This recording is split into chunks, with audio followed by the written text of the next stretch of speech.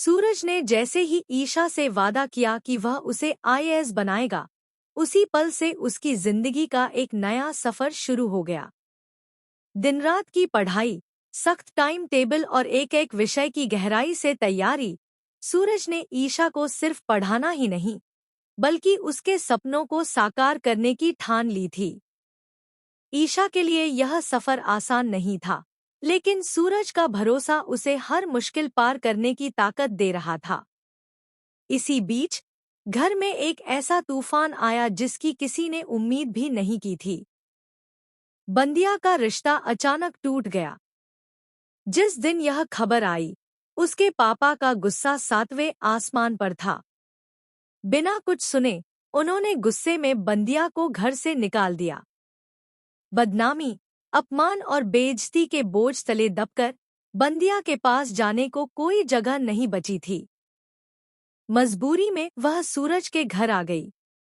ईशा, जो पहले ही ताई माँ की दी हुई जिम्मेदारियां संभाल रही थी, उसने बिना किसी हिचकिचाहट के 0-0 के सीमित खर्च में से बंदिया का भी खर्च उठाने का फैसला कर लिया।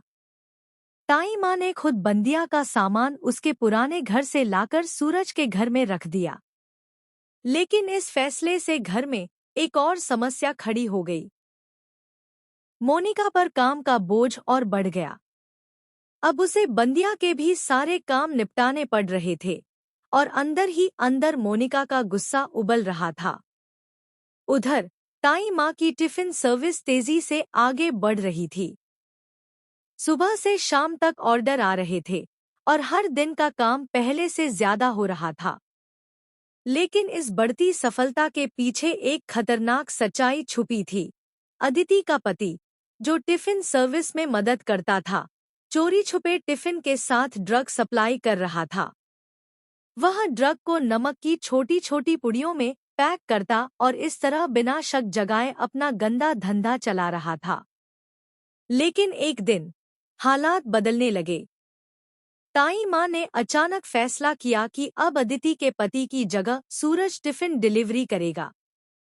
यह सुनकर अदिति का पति बुरी तरह घबरा गया। उसे डर था कि अगर सूरज ने टिफिन खोलकर देखा तो उसका गुप्त राज सबके सामने आ जाएगा और उसकी दुनिया बर्बाद हो जाएगी। अब वह हर हाल में सूरज को इस काम से रोकने की कोशिश करने लगा। इस बीच ईशा ने बंदिया के चेहरे पर छुपा हुआ दर्द पढ़ लिया। वह समझ गई कि बंदिया का गुस्सा, उसकी चुप्पी और टूटे हुए हाव भाव सिर्फ इस वजह से नहीं है कि उसका रिश्ता टूटा है, बल्कि इसलिए भी है क्योंकि वह अपने पापा से दूर हो गई है। ईशा ने ठान लिया कि वह किसी भी कीमत पर बंदिया को उसके पिता से दूर नहीं होने देगी। वह चुपचाप एक योजना बनाने लगी कि कैसे वह दोनों के बीच का यह फासला कम कर सके।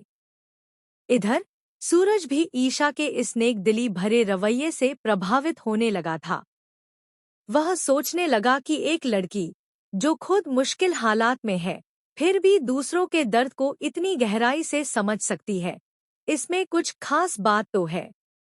लेकिन सूरज को यह अंदाजा नहीं था कि आने वाले दिनों में यह मदद और भलाई की भावना उन्हें एक ऐसे जाल में खींच लेगी जहां से निकलना आसान नहीं होगा।